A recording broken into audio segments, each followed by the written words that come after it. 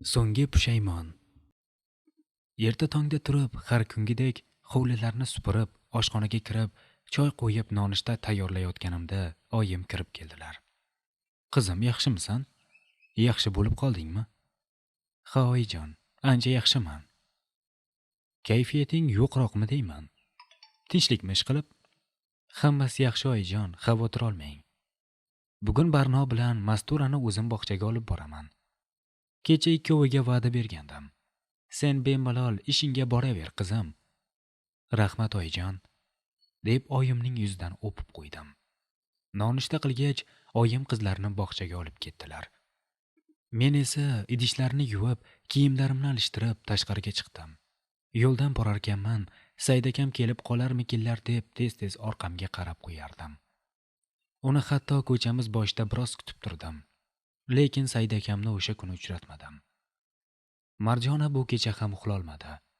Bugungi uchrashuv uning hayotini butunlay o'zgartirgandi. U Jamshid bilan Sherzodni solishtirarkan, ularning orqasidagi farq yerdan osmon qadar ekanligini tushunardi. Marjona Sherzod sovg'a qilgan guldastani qayta-qayta olib hidlar, barmog'idagi tilla uzukni tomosha qilib hech to'ymasdi. U ko'zini yumib, bugun bo'lib o'tgan voqeani yana ko'z oldiga keltira boshladi. Marjona qovog'ini solib, eshikdan chiqarkan darvozaning oldida qop-qora yangi mashinaga ko'zi tushdi. Yoshi 27-29 atrofidagi gavdali yigit mashinaning ichida uni kutib o'tirardi. Marjona mashinaning oldiga bordi. "Assalomu alaykum", dedi boshini ko'tarmay. "Va alaykum assalom Marjona, yaxshimisiz?" Sherzod darhol mashinadan tushib, orqa eshikni ochdi. Ular mashinaga minib, restoran tomon yo'l olishdi. Umrida biror marta bunday joylarga kelmagan Marjonaga restoran juda ham yoqdi. Ular mazali kabob va muzqaymoq yeb, anchagacha suhbat qilib o'tirishdi. Sherzod juda gapga chechan yigit ekan. Uning shirin so'zlaridan Marjonaning qovog'i ochilib, kulib o'tirganini o'zi sezmay qoldi. Ovqatlanib bo'lganlaridan so'ng uyga qaytayotganlarida Sherzod mashinasini bir binoning oldida to'xtatib, "Marjona, 5 daqiqa kutib turing, men hozir kelaman", deya mashinadan tushib, binoning ichiga kirib ketdi. Birozdan so'ng Sherzod qo'lida katta guldasta bilan chiqib, Marjona tomonga kela boshladi. Gullarni ko'rib Marjonaning yuragi hapriqib ketdi. Yigit eshikni ochib, guldastani qizga uzatdi. Umrida biror marta guldasta olmagan Marjona nima qilishni bilmay gullarga qarab turardi. "Oling, bu gullar siz uchun. Doim shu gullardek ochilib yuring", dedi Sherzod qizga qarab jilmayib. Marjona gullarni olib, uyalganidan qizarib ketdi. "Rahmat, juda chiroyli, xushbo'y gullar ekan", dedi u gullarni hidlab. Qizning uyiga yetib kelishgach, Sherzod qandaydir kichkinagina qizil qutichaning ichidan tilla uzukni oldi. "Yaqinda xizmat safari bilan Hindistonga borgandim. Bu uzukni ataylab siz uchun olib keldim." Sherzod Marjonaning qo'lini qo'llariga olib, uning barmog'iga uzukni taqib qo'ydi. "Rahmat Sherzod aka, juda ajoyib ekan", deb yigitga qarab jilmayib qo'ydi. Marjona uzukni tomosha qilarkan, Sherzodni o'yladi. "Ha, oyim to'g'ri aytdilar. Yeganim oldimda, yemaganim ortimda bo'ladi. Sherzod akamning Volgasida mazza qilib restoranlarga boraman. Jamshid aka hali beri uylanmasa kerak. Uylanish uchun pul kerak-ku axir. U bo'lsa hali hech qayerda ishlamaydi." Marjona uzukni yana biroz tomosha qildi-da, yostig'ining tagiga yashirib qo'yib, uyquga ketdi. O'sha kundan so'ng u Jamshiddan o'zini olib qochadigan va ularning uyiga ham bormay qo'ydi. Jamshid xavotirga tushib bir necha kun ularning darvozasi yoniga kelib, qizning chiqishini kutib turdi. Ammo Marjonadan darak yo'q edi. Jamshid onasini qo'yarga qo'ymay ularni uyiga yubordi. Gulbu xola yana qo'shnisinikiga keldi. Ayvonda ko'rpacha qovib o'tirgan Marjonaning onasi uni ko'rib o'rnidan turdi. "Assalomu alaykum opa, keling", dedi Marjonaning onasi. "Va alaykum assalom. Qo'shni, yaxshimisiz? Eringiz bilan gaplashdingizmi? Nima dedilar?" dedi Gulbuva xola umid bilan qo'shnisiga qarab. Dadasining uzoq bir qarindoshlari Marjonaga sovchilikka kelgandi. Dadasi rozi bo'ldilar.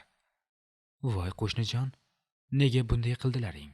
Axir Jamshid bilan Marjona bir-birini yaxshi ko'rishadi-ku. Endi nima bo'ladi? O'g'limga nima deyman? Taqdir ekan opa. Shunday bo'lib qoldi. O'g'lingiz hali yosh, o'z tengini topadi, dedi Marjonaning onasi. Gulbuva xola uyiga borayotib, o'g'liga bu gaplarni qanday aytishini o'ylab siqilib ketdi. U hovliga kirishga botinolmay, darvozaning ortida turgan toshning ustiga o'tirdi. "Ha, oyijon, nimani o'ylab o'tiribsiz?" Gulbuva xola o'g'lining ovozini eshitib, yuragi qinidan chiqib ketay dedi. "Ha, yo'q, shunchaki o'zim dam olib o'tiribman-da bolam. Hozir ichkariga kirmoqchi edim." "Nima deyishdi, oyi? Marjona qayerda ekan?" "Hech narsa deyishmadi. Menimcha Marjonani qaysidir qarindoshiga berishmoqchi." "Qarindoshiga berarkan?" Jamshid hayron bo'lib so'radi. "Marjona u odamni qarindoshimiz demagandi. To'ylarda yuradigan bir otarchi ekan", dedi Jamshid. "Ha, shunaqami? Yur o'g'lim, ichkariga kiraylik." "Boravering, oyi. Hozir kiraman." Jamshid oyisini ichkariga kuzatib, toshning ustiga o'tirib oldi. "Ha, Jamshidjon, nima bo'ldi? Kayfiyatingiz yo'qmi deyman?" Jamshid yangasining ovozini eshitib o'rnidan turdi. "Kelin oyi, boshim qotdi.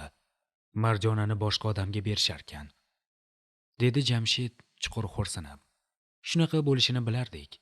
Nega Marjonani sizga berishmaganini bilasizmi?" "Yo'q. Nimaga ekan?" "Opangizga rahmat deng. To'g'rirog'i, ular opangizning eridan ajrashib kelgani uchun yo'q deyishgan. Opangiz shu yerda ekan, hech kim sizga qizini bermaydi. Buni ikki qulog'ingiz bilan eshitib oling", dedi Malika qaynisiga qarab. "Nega bermaydi ekan? Axir uylanadigan opam emas men-ku", dedi Jamshid uning so'zlarining ma'nosiga tushuna olmay. "Ko'pchilik eridan qaytgan qizi bor, qizimni yashagani qo'ymaydi deb qiz berishmaydi. Shuni aytyapman-da. Onasi shuning uchun rozi bo'lmagan." "Nimalar deyapsiz, kelin oyi? Opamning birovga ziyoni tegyaptimi? Ertalab hamma ishlarni qilib, keyin ishiga ketsa, kechqurun ishdan kelib, yana qolgan ishlarni qilsa. Axir Marjona Laylo opamga rahmi kelganidan biznikiga kelib ishlarga qarashadi-ku. Men xotin quli emasman. Agar biror qiz opamni ajrashgan deb bahona qiladigan bo'lsa, bunday qizga uylanmaganim bo'lsin. Siz ham opamning orqasidan gapirishni bas qiling", deya Jamshid yangasining yonidan o'tib, Marjonalarning uyi tomon yo'l oldi. "Men kimga gapiribman-a, yo tavba. Yaxshilikni bilmagan ahmoq." Uning so'zlaridan Malikaning jahli chiqib, labini burib ichkariga kirib ketdi. "Marjona, uydamisan?" Jamshid yashil temir eshikdan kirarkan, sevgan qizini chaqira boshladi. Shu payt ichkaridan qizning onasi chiqdi. "Kel Jamshidjon, tinchlik bo'g'lim. Marjona uydami xola? Unga bir og'iz gapim bor." "Jamshidjon, shu desang, yaqinda Marjonaning to'yi bo'ladi. Yaxshisi uni tinch qo'y. Qudalar seni bu yerga kelganingni bilishsa, yaxshi bo'lmaydi." "Xola, axir bir-birimizni yaxshi ko'rishimizni bilardingiz-ku. Esingizdan chiqdimi? Bolaligimda Marjonaga qarab yurgin, katta bo'lsa senga beraman degandingiz. Bugun esa uni majburlab boshqa odamga beryapsiz." "Hech kim uni majburlagani yo'q. Uning o'zi rozi bo'ldi." "Yo'q, yolg'on gapirmang. Marjona menga tegmoqchi edi. Hozir uni chaqiraman. O'zidan eshitsang ishonarsan." "Marjona, bu yoqqa chiq qizim." Ayol qizini chaqirdi. Marjona boshini egib tashqariga chiqdi. "Bu yoqqa kel qizim. Biz seni erga tegasan deb majburladikmi? To'g'risini ayt." "Yo'q oyi. Mening o'zim Sherzod akamga tegishga rozi bo'ldim." "Sherzod akangga? Senga nima bo'ldi Marjona? Kechagina sizdan boshqasiga tegmayman deganding. Bugun esa Sherzod akamga tegaman deyapsan." Shu payt Jamshidning ko'zi derazada turgan guldastaga tushdi. Tushunarli. Sherzod akang bilan baxtli bo'l. Sen ham oyingga o'xshagan yolg'onchi ekansan. Yigit jahldan qizarib ketib, ularning hovlisidan chiqib ketdi. Nima dedi? Voy yashamaguray. Oyingga o'xshagan yolg'onchi dedimi? Ishlab bir so'm pul topolmagan bo'lsang, uylanishni kim qo'yibdi senga, ahmoq bola? Dedi ayol uning ortidan nafrat bilan qararkan. Laylo tilidan. Said akamni ko'rmaganimga ham 3 kundan oshdi. Balki biror ish chiqib qolgandir deb o'zimni taskin bergan bo'lsam ham xavotir ola boshladim. Ularning uylariga bormoqchi bo'ldim. Lekin Marg'uba eshitib qolishdan qo'rqib, fikrimdan qaytdim.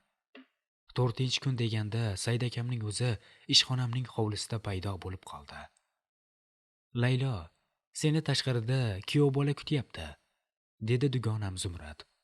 Hozir chiqaman, deb sekin o'rnimdan turib, tikilgan ko'ylaklarni bir chekkaga taxlab qo'yib, chiqindilarni axlat qutisiga tashladim. Ha, Laylo, tinchlikmi? Oldinlari oyog'ingni qo'lingga olib yugurib chiqarding, biror gap bo'ldimi? Urushib qoldinglarmi? Urushganimiz yo'q. Unga tegib xato qilmasmikinman deb o'ylayapman. U juda yaxshi yigitga o'xshaydi. Uni mahkam ushlab ol. Ortimdan baqirdi Zumrad. Tashqariga chiqib, mashinasining yonida turgan Said akamning oldiga bordim. Salom Laylo, qalaysan? Dedi Said akam meni ko'rgan zahoti. Salom Said aka. Tinchlikmi? Marg'ubadan qo'rqib kelmay qo'ydingizmi? Kelmasangiz ham bo'lardi. Bo'lajak xotiningiz eshitib qolsa nima deydi? Nega qo'rqarkanman? U kim bo'libdi? Bo'lajak xotinim sensan-ku, Araschim. Menga boshqa hech kim kerakmas dedim-ku senga. Boshqalar bunday deb o'ylamaydi. O'sha kuni Marg'uba kelib, sizdan voz kechishimni so'radi. Senga tahdid qilishga nima haqqi bor? Kim bo'libdi u? Yaxshiyam u bilan uchrashmabman-a? Ana o'shanda ko'rardik, deya kulib yubordi Said akam. O'sha kuni ishdan borsam, Azimjon qornini ushlab, yig'lab yotibdi. Darhol tez yordam chaqirdim. Oyimning ammamnikidan kelgandan so'ng qon bosimi oshib ketibdi. Tez yordam xodimlari oyimga dori ichirib ukol qilishdi. Azimjonni esa ko'richaga shamollaganga o'xshayapti, jarroh ko'rish kerak deb olib ketishdi. Dadam Azimjonni eplolmaydilar. Oyimning esa mazalari yo'q. O'zim o'g'limni olib yotishimga to'g'ri keldi. Xudoga shukr, operatsiya yaxshi o'tdi. Boya oyim Azimjondan xabar olgani shifoxonaga borgandilar. Zarur ishim bor deb o'rnimga oyimni qo'yib, sening oldinga keldim. Azimjon yaxshimi? Yaxshi bo'lib qoldimi? Yomon xayollarga borganim uchun kechiring, Said aka. Ha, yaxshi bo'lib qoldi, Xudoga shukr. Laylo, men borib oyimga hammasini aytishim kerak. Nimani kutyapmiz o'zi? Siz ham shuncha yilni boy berdik. Biz ham baxtli bo'lishga haqqimiz bor-ku. Sen qarindoshingni gaplardan qo'rqma. Qo'lidan kelganini qilsin. Baribir qo'lidan hech narsa kelmaydi. Xo'p, Said aka. Uning so'zlaridan chehram ochilib, ichim yorishib ketdi. Mayli, unda men boray. Oyim yana meni izlab yurmasinlar, dedi Said aka mashinasiga o'tirib. Xayr, Said aka, Azimjonni o'pib qo'ying. Said akamning aytishiga qaraganda, u o'sha kuni oyisiga mendan eshitganlarini so'zlab beribdi. Voy qiz bo'lmay ketsin-ey. Xudo bizni yana bir balodan asrabdi-ya. O'sha olib borgan narsalarimdan roziman. Bermay qo'yaversin. Indamay Layloga sovchilikka boraveramiz, debdi Bahri xola. Malikaga og'irligi tushmasin deb Said akamdan ularni dam olish kuni uyimizga kelishlarini so'radim. Ishdan kelsam, oyim ayvonda yig'lab o'tirgandi. Assalomu alaykum oyijon. Tinchlikmi?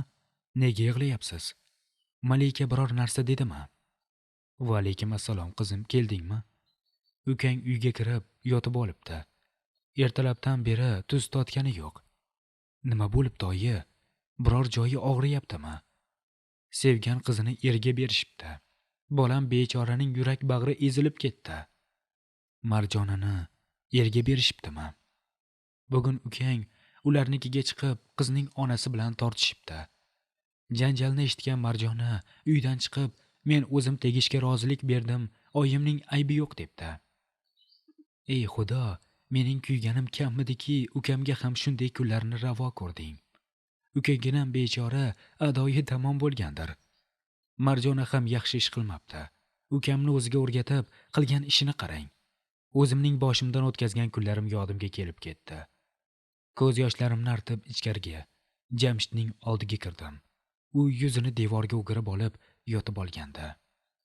Jamshid, ukajon siqilma. Xudo xohlasa hammasi yaxshi bo'ladi. Mana men aytdi deysan. Qorong'u kechaning oxiri yorug' kundir.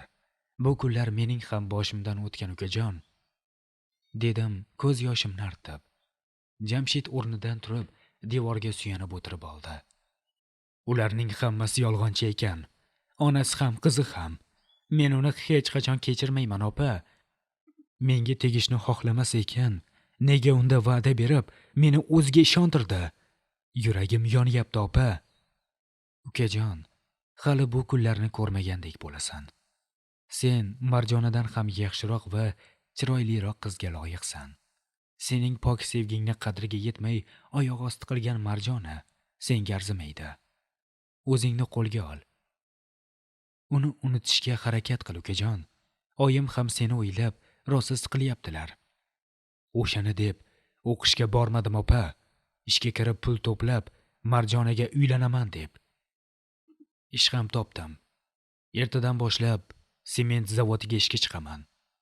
Bo'lgan ish bo'ldi. 1 yil ishlab, yanagi yil albatta o'qishga kiraman. Barakalla. Juda yaxshi o'ylabsan, ukajon. Tabriklayman. Ishga kirayotganingni dadam bilan oyimga aytdingmi? Yo'q. Endi aytmoqchi edim. Bunday bo'lib qolganiga ko'nglimga sig'madi. Jamshid ukajonim, aslo siqilma. Boshing omon bo'lsa, do'ppi topilar. Biz yoningdamiz. Dardingni bizga aytsang, ancha yengillashasan. Hech qachon tushkunlikka tushma. Hammasi yaxshi bo'ladi. Xo'p, rahmat opa, dedi Jamshid. O'rnimdan turib tashqariga chiqdim. Kichkina xonada Barno bilan Mastura o'ynab o'tirishardi. Meni ko'rib yugurib oldimga kelishdi. O'zimni asalchalarim, deya ularni quchoqlab oldim. Undan so'ng xonamga kirib, kiyimlarimni alishtirib chiqib oshxonaga kirdim. Oyim gazni yoqib, piyoz to'rg'ab o'tirgan ekan. Oyijon, pichoqni menga bering. Siz shunchaki gaplashib o'tirsangiz bo'ldi. Men o'zim qilaman, deya pichoqni onamning qo'lidan oldim. Gapni nimadan boshlashni bilmay boshim qotgandi.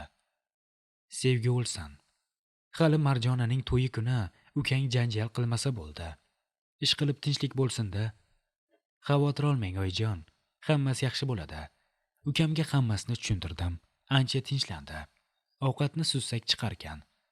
Xudoga shukr. Bolasi ovqat yemay yotib olsa, odamning tomog'idan hech narsa o'tmaskan.